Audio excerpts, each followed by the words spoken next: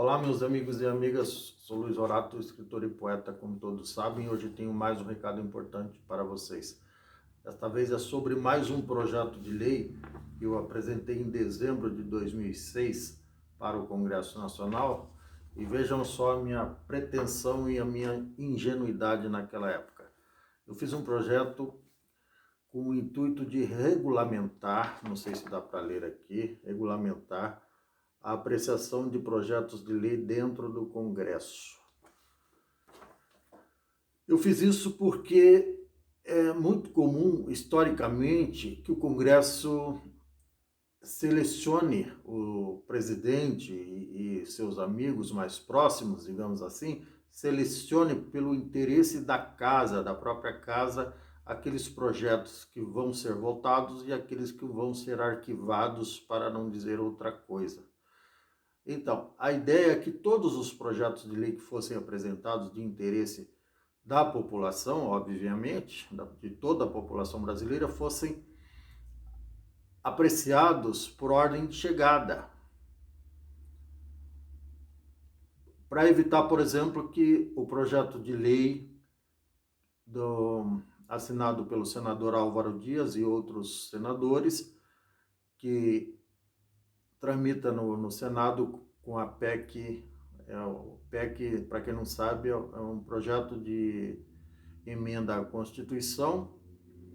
É um projeto de lei mais sofisticado, digamos assim, porque ele vai alterar, a proposta é justamente alterar a Constituição Federal, acabando com o foro privilegiado. Esta PEC de número 10/2013, portanto, de 7 anos atrás, até hoje não foi apreciada. Segundo reclamação, digamos assim, do senador Álvaro Dias nas redes sociais, o presidente do Senado, Daniel Alcolumbre, está engavetando.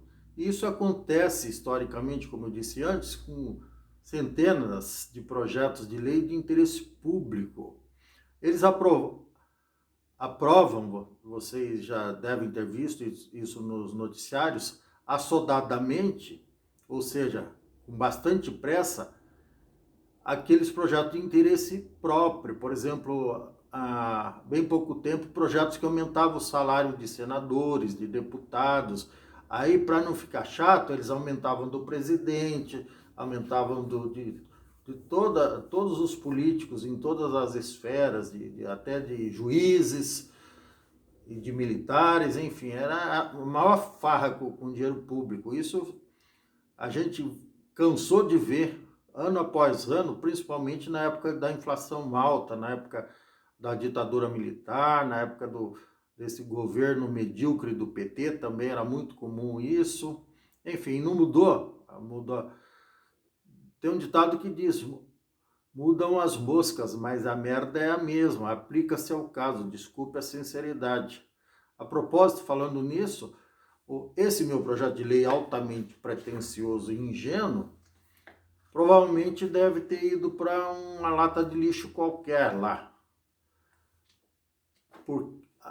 Só não fizeram outra coisa porque o estoque de papel higiênico deve ser grande, senão teriam feito outra coisa. Enfim, então, mas de qualquer forma, nesse caso específico eu fiz minha parte. Eu espero que um dia nós tenhamos representantes políticos, não todos, mas a grande maioria, realmente comprometidos com a causa pública, com a república, com o interesse público, com a ética, com a honestidade, com o sofrimento do povo, com o desejo de crescimento e promoção do desenvolvimento do país, dos estados e do município.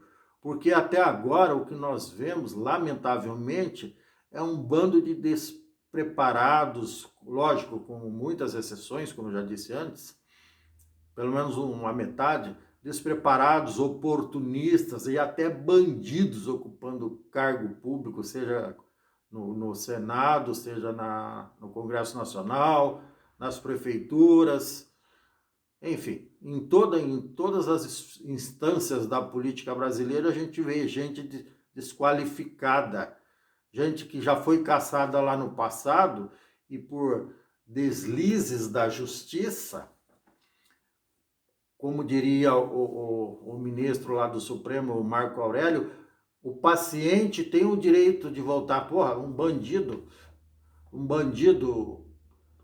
traficante que tem 25 anos de cadeia, por exemplo, que ele mandou soltar e agora o cara fugiu, não sabe, ninguém sabe para onde, ele chama de paciente.